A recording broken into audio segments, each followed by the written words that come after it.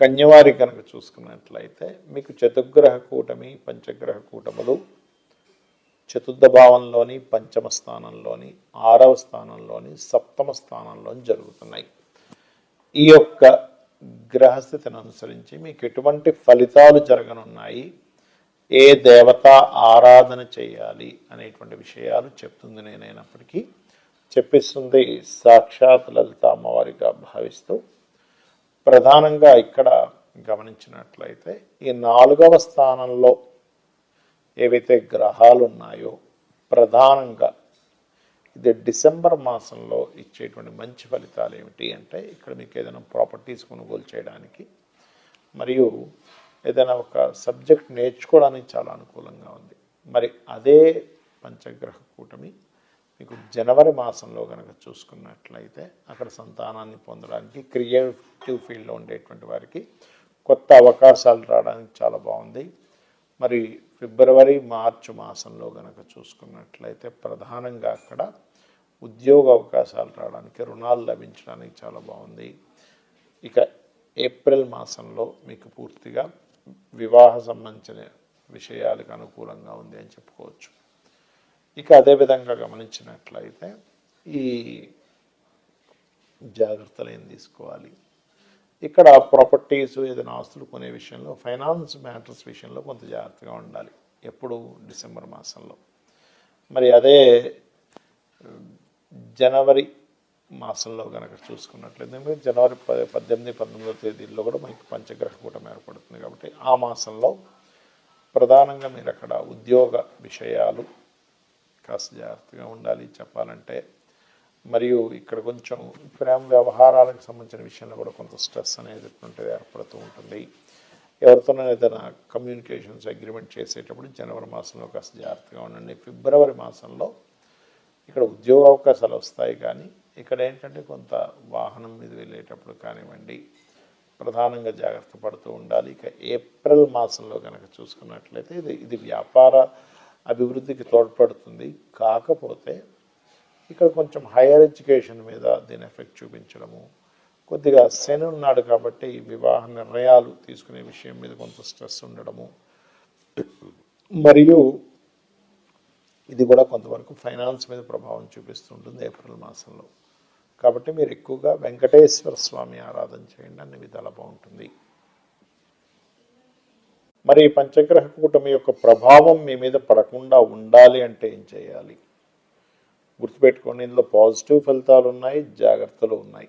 కాబట్టి కేవలం పాజిటివ్ ఫలితాలే మీకు చక్కగా రావాలి, ఎందుకంటే ఎవరికైనా మంచి జరగాలని కోరుకుంటాం. కాబట్టి మీరు నవగ్రహాలలో గుర్తుపెట్టుకోండి శని, రాహువు, కేతువు, కుజుడు, గురువు ఈ 5 గ్రహాల దగ్గర వీలున్నప్పుడల్లా దీపారాధన చేస్తూ ఉండండి. Point number 1. రెండవది చండీ పారాయణం వినడం కానీ చండీ హోమాలు అవి జరిగే దగ్గరికి కానీ వెళ్తూ ఉండండి, కాస్త అక్కడ కొంచెం స్పెండ్ చేస్తూ ఉండండి. మరియు గోశాలకు వెళ్ళి గోవులకి బెల్లము, క్యారెట్స్, గ్రాసము ఇవి తినిపిస్తూ ఉండండి. మరి ఈ పంచగ్రహ కూటములు మనకి మధ్యలో ఒకసారి గ్రహణం కూడా వస్తుంది దీంట్లో చూసుకుంటే. కాబట్టి గ్రహణ ప్రభావం కానివ్వండి, పంచగ్రహ కూటమి ప్రభావం కానివ్వండి, వేటి మీద దీని ఎఫెక్ట్ ఎక్కువగా పడుతుంది అంటే ఇందులో చాలా అంశాలు ఉన్నాయి. ఇవి ఎలాంటి అంశాలు అంటే మనం ఎప్పుడూ కనీ విని ఎరుగనటువంటి వింతలు విశేషాలు ఒక 100 సంవత్సరాలు వెనక్కి 100 సంవత్సరాల ముందుకు విన్నా జరగదు. ఎందుకంటే ఇటువంటి పంచగ్రహ కూటమి ఎప్పుడూ రాలే. మనకి సంవత్సరానికి ఒకసారి ఖచ్చితంగా చతుర్గ్రహ కూటమి వస్తుంది. పంచగ్రహ కూటమి 2 ఏళ్ళకి 3 ఏళ్ళకి ఒకసారి ఖచ్చితంగా వస్తుంది. కానీ కేవలం 2 నెలల్లో 3 సార్లు పంచగ్రహ కూటమి రావడము, కేవలం ఒక 3-4 నెలల వ్యవధిలో 3 సార్లు చతుర్గ్రహ కూటమి రావడం జరుగుతుంది. అంటే ఏమిటి ఈ కూటమి అంటే కలవడము. ఈ కలవడం అనే దాన్ని ఎట్లా తీసుకుంటాము అంటే ఇది రకరకాలుగా చూపిస్తుంది. ప్రపంచ దేశాలు మొత్తం ఈ అట్మాస్ఫియర్ మీద ప్రపంచ దేశాలు అన్నిటి చూపిస్తుంది. అంటే కొన్ని దేశాల యొక్క కరెన్సీని కంట్రోల్ చేయడానికి కొన్ని దేశ నాయకులు ఒకటై కొన్ని నిర్ణయాలు తీసుకోవడం అనేది జరుగుతుంది. గుర్తుపెట్టుకోండి పాయింట్ నెంబర్ 1. రెండవది యుద్ధ సంబంధించిన వాతావరణం వస్తుంది ఈ పంచగ్రహ కూటమి వల్ల, ఈ 3 సార్లు రావడం వల్ల. ఇక మూడవది ఏమిటంటే పర్టికులర్గా అనవసరమైనటువంటి గొడవలు, అనవసరమైన అల్లర్లతో పాటు వాతావరణంలో అసలు ఎప్పుడూ కని విని ఎరుగినటువంటి మార్పులు, అది భూకంపాలు అనుకోండి, మన వర్షాలు అనుకోండి, అంటే తుఫాన్లు అనుకోండి, దీంతోపాటు వాయువులో విషవాయువు సంబంధించినటువంటి ప్రభావం కూడా పడుతుంది. దానివల్ల కొంతకాలం మనుషులు బయటికి వెళ్ళడానికి, అంటే వాయువు అంటే ఎంతసేపు ఓన్లీ కరోనా ఇలాంటిదనే కాకుండా చూడండి, మనం లాస్ట్ టైం కూడా చెప్పుకున్నాం, ఒక 1 మంత్ బ్యాక్ ప్రిడిక్షన్ ఇచ్చినప్పుడు ఆ ఫ్లైట్ లాగిపోవడం జరుగుతుందని. ఎందుకంటే వాయువు సంబంధించిన ట్రావెలింగ్స్, వాయువు సంబంధించిన ట్రాన్స్పోర్టేషన్స్ మీద కూడా దీని ఎఫెక్ట్ ఉంటూ ఉంటుంది. అదేవిధంగా శుక్రుడు ఎప్పుడైతే మనకి డిసెంబర్ 16వ తేదీ నుంచి 16-17 తేదీల నుంచి ఎప్పుడైతే ఇందులోకి మారుతున్నాడు ధనస్సులోకి, ఇక్కడ స్త్రీలకి కొంత జాగ్రత్త పడాలి. అంటే స్త్రీల మీద కొంత వ్యతిరేకత రావడం కానివ్వండి, శుక్రుడు సినిమా ఫీల్డ్కి కారకుడు కాబట్టి సినిమా ఫీల్డ్ వాళ్ళ మధ్యన గొడవలు రావడం కానివ్వండి, సినిమా ఫీల్డ్ మీద కొంత వ్యతిరేకత రావడం కానివ్వండి, కూడా ఇది 6 నెలలు పనిచేస్తుంటుంది. అంటే ఎవరో ఏదో మాట్లాడడం వల్ల గొడవ రావడం, మరియు సినిమా ఫీల్డ్ వాళ్ళకి కొంత యాక్సిడెంటల్ జరగడం, సినిమా ఫీల్డ్ వాళ్ళు కొన్ని విషయాలను ఎదుర్కోవాల్సిన పరిస్థితి రావడం అనేటువంటిది కూడా చూపిస్తుంది. అదేవిధంగా స్త్రీల మీద అఘాయిత్యాలు జరగడం, ఎందుకంటే శుక్రుడు ఎప్పుడైతే ధనస్సు రాశిలోకి వస్తాడో ఈ డిసెంబర్ మాసంలో, అక్కడి నుంచి ఒక 6 నెలల పాటు స్లోగా ఆయన మకరంలోకి వెళ్ళడం, పంచగ్రహ కూటంలో ఏర్పడడం, మళ్ళీ కుంభంలోకి వెళ్ళడం, మళ్ళీ మన ధనస్సులోకి మీనంలోకి వెళ్ళడం, ఆ రకంగా తన యొక్క ప్రయాణం ఒక 5-6 నెలల పాటు కాలసర్పయోగంలో ఉండడం జరుగుతూ ఉంటుంది. కాబట్టి అదేవిధంగా ఈ కరెన్సీ రిలేటెడ్, మనీ రిలేటెడ్ సంబంధించిన రూపం కూడా మారనుంది, గుర్తుపెట్టుకోండి. కరెన్సీ రూపం మారనుంది.